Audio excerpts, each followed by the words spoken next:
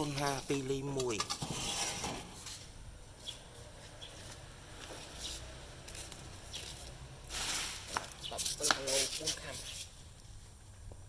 តោះបាន17 គីឡូ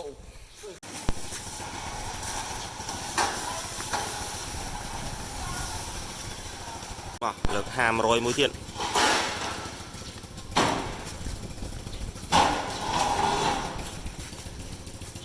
5 គុណ 100 ចូលជិត30 គីឡូ 28 គីឡូអូខេចេញទៅហើយមកល្មមទៅហើយអូខេចេញទៅហើយ5 គុណ 100 2 ly 1ហើយនឹង5 គុណ 5 2 ly 1